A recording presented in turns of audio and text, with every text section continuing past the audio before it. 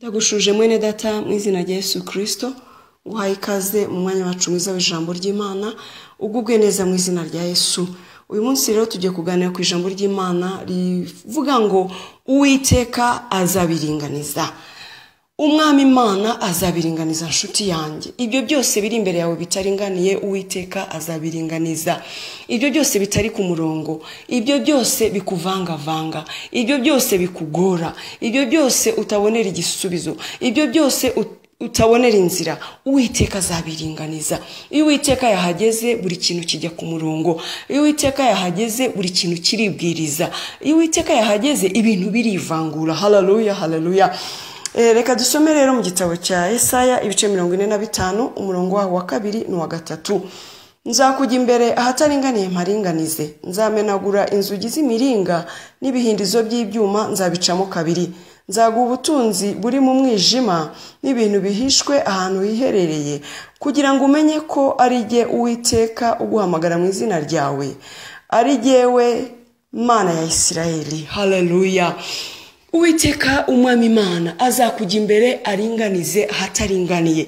Umaze iminsi ubona ibintu bitaringaniye, umaze iminsi ugenda mu nzira igoramye, umaze iminsi ubona nta nzira, umaze iminsi ubona bidatunganye, umaze iminsi ubona bikuvangavanga, ariko Uwiteka Imana y'amahoro aje kuringaniza ahataringaniye imbere yawe. Haleluya.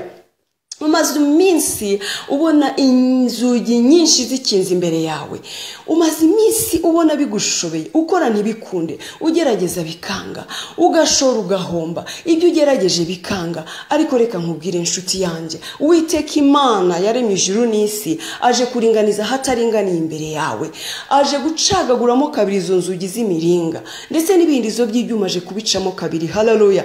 Umucyo w'umwami Imana uje kukumurikira, ugiye kubona ubutunzi buri ahantu ho mu mwijima utajya kubona, bya bindi wageragezaga ntubibone.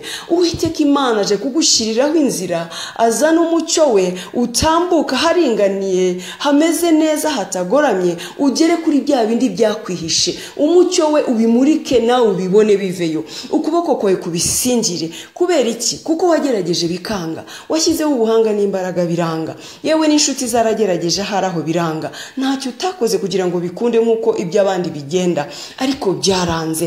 Uwiteka Imana rero aje gukora ibyo byakwangiye, ibyo byakunaniye, ibyo ngibyo utabonera inzira nshuti yanjye. Uwiteka namara kuringaniza imbere yawe hataringaniye, uzatambuka nta kigutega. Haleluya.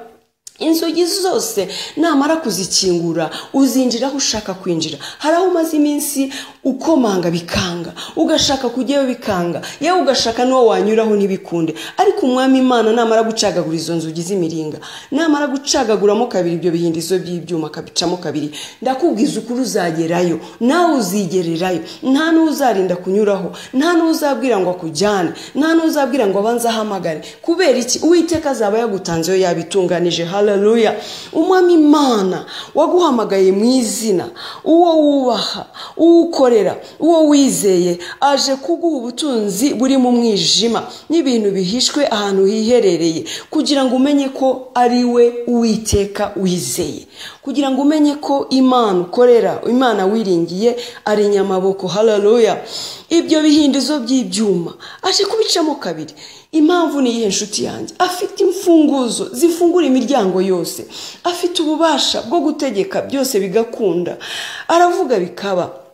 Izo nzugi zigize yuko zidashoboka gukinguka, azamenagura inzugi z'imiringa, ibihindizo by'ibyuma abicemo kabiri. Azakoresha ukuboko kwe kw'iburyo, kwa kundi gufite imbaraga, kwa kundi gufite ubushobozi.